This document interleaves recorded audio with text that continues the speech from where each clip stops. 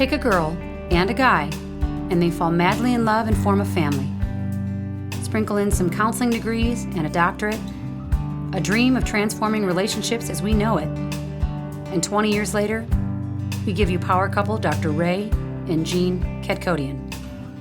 And this is their podcast, Couples Synergy. Welcome back to another episode of Couples Synergy with Dr. Ray and Jean. I'm Dr. Ray. And I'm Jean, and this is our podcast about love, marriage, and relationships. Check us out online on our Facebook page and Instagram at Couples Synergy, or our website, couplesynergy.com. And be sure to subscribe to our podcast or send us any suggestions on topics you'd like to hear more about. And now on to Couples Synergy, an in-depth look at love, marriage, and relationships, where we bring you our experiences working with thousands of couples for nearly 20 years. Everyone says you need to work on a relationship, but nobody teaches us how. So we've created this podcast to teach people what they can do to create the relationship they've always dreamed of with the partner they fell in love with. In today's episode 46, we will be talking about communication. The number one reason people come to see us. The number one reason that they put on the form saying why they need help. As a couple. Right. Mm-hmm. Yep. Communication problems. Yep. Right. And so this is a kind of an overarching issue. Right. Because communication means a lot of different things to a lot of different couples. Which we'll get into. Right. Well, before we get into that, we're just going to read one of the reviews that we got on iTunes. The title is Feel the Synergy. That's cool. And this comes from Gina Johnson in Canada. What a great relationship podcast created by a couple that has a great synergy and connection. I have subscribed and can't wait to catch up on all the episodes. Thank you, Gina. Thank you so much for that review. It was really flattering and honoring. Very cool. I really appreciate it. Thanks for reaching out and sharing that with us. So we're going to get into the topic of communication. And communication means a lot of different things to a lot of different people. Most couples, when they first come in, they say that they're having communication problems. Mm-hmm. And so we always have to clarify with them where the problems are and what that means. Yeah, and we usually do that over 5 or 6 sessions. It's really a cumulative thing to understand why communication breaks down, because it's not about vocabulary. No, it's not. We've never taught them vocabulary. Not once. No. But we have taught them how to translate each other. Right. Mm-hmm. Which we're going to get into too, because the major language that is communicated in relationships is emotion. Yep. 85% of communication is below the neck. Right. And, I do have to kind of mention here about the male gender, because most often I run into men who have trouble communicating their emotions. It's their amygdalas. The amygdala. The amygdala is the part of the brain that really controls a fight, flight, or freeze response. It is there for survival for us, right? Yeah, men have bigger amygdalas than women. And they did this study that shows the left amygdala, which controls our attack mode or fight. And then the right amygdala is more problem solving. And then they showed men and women horror movies, and the man's left amygdala was activated. So when they had a potential threat, they wanted to fight. But for women, both of them activated, because a lot of times for women, we have to be preemptive, because once we're in the middle of a situation, we're probably going to lose. What's very interesting is that there was a sociological study that was done, I don't remember what year, but they were trying to make a determination between male infants and female infants and their emotiveness. Mm-hmm. Okay, and they found that male infants actually were more emotionally expressive than female infants. But because this was a longitudinal study, they caught up with these children 8-9 years later, and then they found that it had completely switched, right? So that now, the girls are much more emotionally expressive than the boys. Why did they think? And they thought that because of societal influences, Or domestication. our domestication, that male toddlers, if they fall down, they're usually told to just, to brush it off. It's okay, and to try to just get through and past the pain that they're feeling. Whereas if a female toddler falls down, most often they're picked up and they're nurtured. So they're actually reinforced to emote. That's really interesting because that is our primary relationship, right? And so if boys are taught to disconnect and girls are taught to go to a person, when you get married... And you have this pursuer distancer thing going on where one person's chasing after the other person, right? Yeah. Right. And so most often that's what we're running into is, men saying that they're not in touch with their feelings, first of all, and then they have a hard time communicating it. I think the healthiest thing is a combination of both. To nurture someone when they're hurting and also to teach them emotional regulation so that they're not whining about everything that happens in their life and they have some resilience.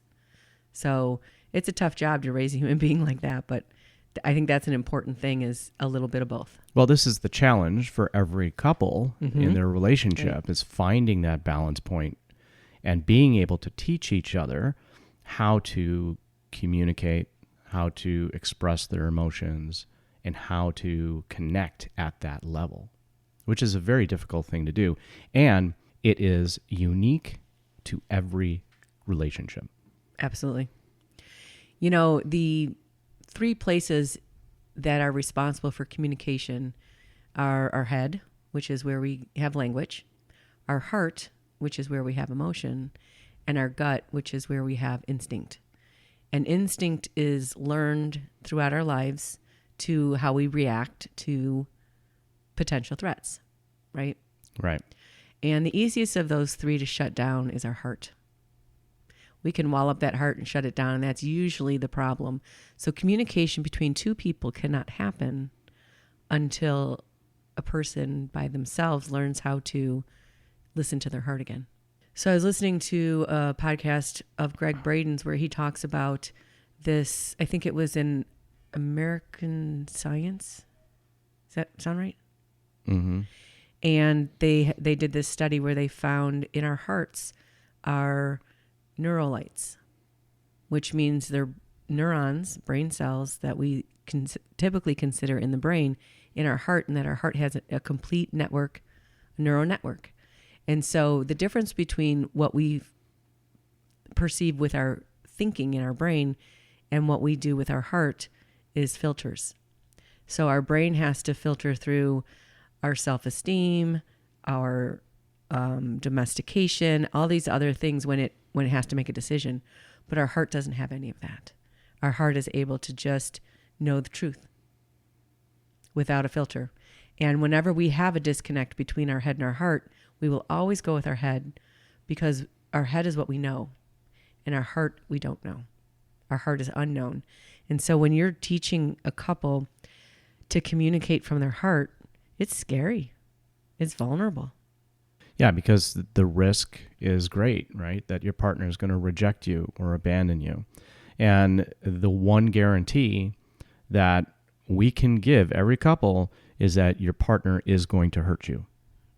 Absolutely, 100%. Right. And hopefully it's not intentional, but it is just bound to happen when you open yourself up and you communicate from that heart place. You're going to get hurt because your partner is going to, step on some of your old wounds unintentionally. And the challenge for every couple is to learn how to heal that and to move through it, right? Versus shrinking back from it, which is the natural response. When we get hurt by someone, we pull back, we try to defend ourselves. And this is where couples get stuck, because that defensiveness builds, and now these walls go up, and now they're not able to work through that pain, to learn from it, to heal each other, and then to move forward.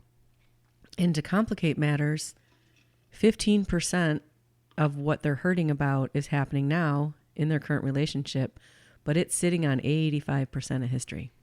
Absolutely. And this is a concept that we talk with couples all the time about, is that your past inevitably is going to be brought up in your current relationship.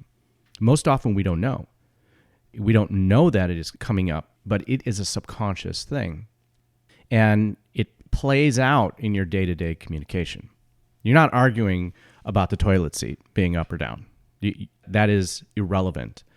But what it does do is it brings up past hurts, past insecurities that you may have had way, way before you even met your partner. Right. And so communication at this level is so much more complex, and especially because the majority of couples don't know that that's what is happening. Right. They really think it's their partner. Right. That's the best. So let's talk a little bit about some of the physiology of communication. So our brain was actually developed over a period of time. And when the little crustaceans crawled out of the ocean, they only had this thing called the hindbrain, or the reptilian brain. And that part of us is very reactive. It only concerns our food and safety. And if you ever see a lizard, it just sits there unless it jumps to eat or jumps to not get eaten. The hindbrain is in charge of all of our automatic functions, like our heart rate, respiration, blood pressure, digestion as well. It just automatically takes care of all of those functions. Yeah, it works on a biofeedback system through the vagus nerve, which has a bundle of nerves in our heart, our lungs, and our gut. So from the brain down. And that's why when we have stress, we have stomach issues, panic attacks, things like that. And when our breathing and our heart rate are in sync, then that vagus nerve and that hindbrain are settled down. That's when the parasympathetic nervous system is activated and we just go about our lives. But when our heart rate and our breathing get out of sync, then we start to go into alert and alarms and fight or flight. And that's governed actually by the amygdala, right? Which is actually in the limbic system. Right. And the limbic system formed after, we call that also the mammalian brain. Mammalian brain, right. And that's our center of emotion. And we share that part of our brain with other animals that bond, like dogs. And that part of our brain is concerned with being connected and attaching and being part of a group. And we need that for survival. We need to be part of something. It's very difficult to be alone in the world. You certainly can't be alone in the world as an infant or a small child. You won't survive. And so that need for attachment is really, really, really strong just for survival. And that's the part of our brain that decides if we're going into fight or flight or not. The limbic system, part of the mammalian brain, also is what evaluates everything as either pleasurable or painful, right? And it's constantly scanning our environment, looking for potential threats. And we see potential threats much faster than we see pretty things. It is designed that way, to be faster, because otherwise we wouldn't survive as a species. Right. We have to be able to react to a bear jumping out of the bushes in the woods, and either fight or flee or freeze. I think some bears you have to actually play dead, right? Yeah. Anyway, so we have to be able to react to that before contemplating about what that is. Right. And so all that part of our brain is subconscious. Mm-hmm. And then through a process of evolution, the prefrontal cortex came online. Right. And this is where we have logic and reason and contemplation and problem solving. That's where we create from. It is considered the chief executive officer of our brain. And so, it deals with attention and flexibility, planning, problem solving, also plays a role in short-term memory as well. So the prefrontal cortex is connected to what we do with communication in our heads. And it gets blocked by the stories we tell ourselves. And it's always so amazing when we're working with people in relationships. And sometimes this could be a family with 5 kids. And every single person in the family, that 7 people in that family system, have a different story of what their life is like. And you would swear they live in different homes. Yeah, right. It is totally not surprising, right, that each person has their own perspective of their environment and what is happening in their environment, because it is influenced by their interpretation of what they are seeing and what they're hearing and what they're experiencing. Even if they're exactly the same age, in the same home, having the same experience. Right. Yeah. That's where our perception comes from. And it's very interesting. I think the statistic is 50% of everything we remember isn't true. That's pretty interesting. Yeah, our brain is actually designed to fill in the blanks. So when the chief executive officer, or our brain, is in control and it is using story to process things, everything is usually going okay, or you have extra mental activity because your emotions are shut down. And the one easiest thing we can shut down is our heart, right? And so when we're talking about the vagus nerve and the mammalian brain, which controls the heart, it sends that signal to the hindbrain to say, we're in danger. Increase the heart rate, increase respiration, blood pressure, etc. Wall up and protect yourself. And when we do that, we typically experience emotions of anxiety, anger, and fear, because those are the lower emotions. Those are the primary emotions that are needed for survival, and that goes down into our gut. Our heart is blocked by grief of unexpressed emotions, hurts, losses, and our gut is actually blocked by shame. Shame is the lowest frequency we have. It's our lowest emotion, and it comes whenever we have pain. We experience shame, which is interesting. And so if we're spanked, or even if we are hurt accidentally, we go right into that shame. Shame means I don't belong. I'm not worthy. And all of these vulnerable emotions, shame, fear, anxiety, all of them are activated in committed relationships. They're all brought up. Yeah. Because your partner is the person in your life that you will be closest to. So they know where the pain points are. Yeah, and they are going to, hit those soft spots inadvertently. I like to think about it like if you have sunburn and someone hugs you. It always happens that way, right? You get sunburn and someone comes and slaps you on the back. Hey, how you doing? When like people don't usually do that. Right, because that pain somehow attracts that. It's a weird thing that happens.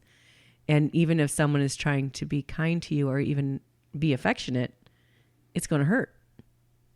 We always tell our couples that your partner is the greatest teacher in your life. And they are in your life to help you learn something, as well as you being in their life to teach them something as well. Right. So, the parent-child relationship is our first relationship, and our wounds come from our childhood. They come from relationships in our childhood. And so you might be looking across the room at a grown person when you're fighting with your partner, but it's the 4-year-old part of them that's hurting. Right. And then typically couples are not communicating what they are truly feeling, right? And what is truly going on inside of them, whether that be pain, whether that be hurt, whether that be insecurity or fear. Most often, they defend themselves. They armor up, right? Kind of what we were talking about earlier, about the walls go up. Right. Because obviously those very vulnerable emotions are uncomfortable. They hurt. Most people don't even know that they're sitting on top of history. They really think the whole issue is what's going on right now in the relationship. And it isn't until they can speak in the language of emotion that they can use that as an emotional bridge to find that old history. And we have people say, okay, someone came home 20 minutes late. What were you feeling? And I was anxious and I was scared. And, oh, when is another time in your life when you were younger that you were anxious and scared, and then they'll remember, oh, I remember, maybe one of their parents was having an affair and would come home late and the other parent would be home and they would feel that tension or something. That's kind of a simplistic example, but I use the example also of like weeds, right? When you're gardening, all of these very vulnerable emotions, they have very deep roots. And when you're pulling weeds, you can't just pull the top of it off. You've got to dig into the soil and you have to trace the roots and you have to remove all of the roots. Otherwise, it just comes back. We were just talking with my uncle and he used the analogy of a tree for PTSD, that those roots are so solid in there, right? And it's really difficult to get down into those kind of roots. But the cool thing about our subconscious mind is that it has no relationship to time, which means that we can still be hurting about something that happened a long time ago. But it also means that we can apply emotional first aid to it and heal it. When we start explaining these concepts to the couples that we work with in our couple-to-couple program, it really shines a light on how complex it really is. Yeah. Right? And the level of communication that couples need to get to in order to truly understand the other person and to truly understand yourself, right, as well. To understand where your pain is coming from and how to heal it, and to understand where your partner's pain is coming from and how to help them heal it as well. This level of work, most couples usually don't do. Right. And they stay in this tip of the iceberg place in their relationship, arguing about the same things over and over and over again, and not really understanding where it's coming from. Like that weed, just popping the top of the weed off, but never really getting down to the roots and being able to heal something for good. Which we know is possible because we've done it a lot of times.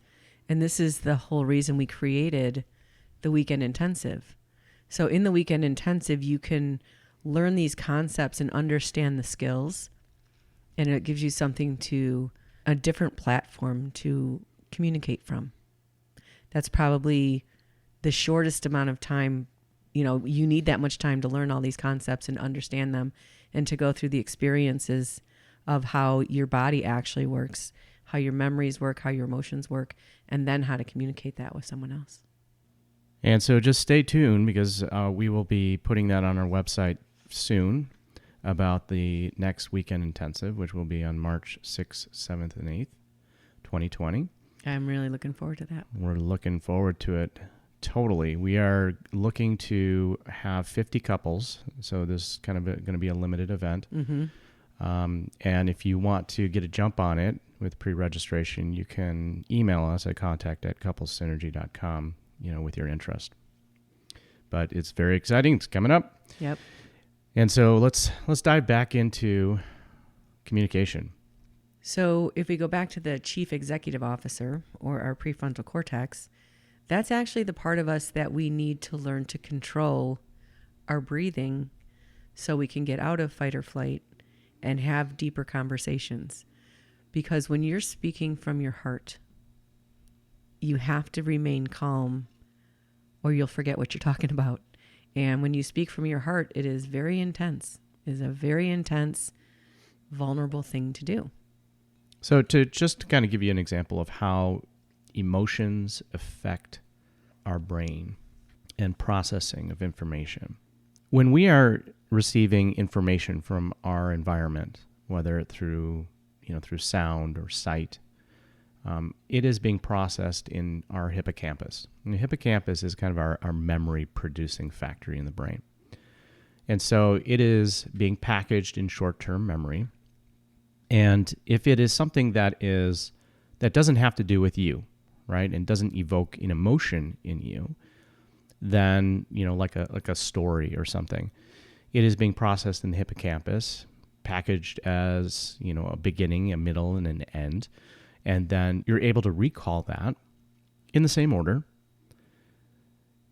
But if it is an emotional event and you are activating the emotional brain, the hippocampus stamps that memory as an emotional memory. And so it orders it in a different order. It starts with the most emotionally charging item first, and then in descending order.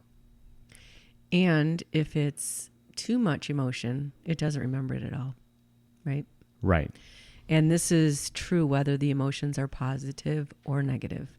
And this is why people remember 9/11, where they were, who was around. That's also why you remember your wedding day, when your child was born, if you were in an accident or something. Those are really strong memory that we remember on different levels. We remember it through sound and smell and sight and all sorts of different ways. So when you think about this in relation to communication, if a couple is having a fight, tensions are high, right? Emotions are flaring. And because of that, they are not processing what the other person is actually saying. Right. They are filled with their own emotion, and now their hippocampus is reordering what they are hearing and experiencing. And the story, quote unquote, gets all jumbled up. Yeah, they get stuck on a word or a phrase, and communication 100% breaks down. And as we were talking before, they're not truly communicating what they are feeling. They're communicating anger, defensiveness. They're communicating control. Let's talk about that for a second, because you're talking about secondary emotions versus primary emotions. And that's the place we need to communicate from, is primary emotions, not the secondary ones. Right. So secondary emotions are secondary because you have to have a feeling before that. So anger, anxiety, frustration, worry, those are all secondary. And primary emotions are more vulnerable. Hurt, Insecure, fear, shame. sadness. Right. And those are very uncomfortable. People don't like to sit in that for very long. And they don't want to share it. It hurts. And the funny thing is, our brains are designed to avoid pain, which is a good idea, right? It's a good idea physically to avoid things that hurt you. But unfortunately, emotional things that hurt you, it's a better idea to lean into those and to talk about them and to process them and get them out. That's how we heal that. Whatever we keep in, we just lock that pain up inside of ourselves. And it doesn't go away. Mm-hmm. As we're talking about emotional memories, they don't degrade as quickly as cognitive memories. Right.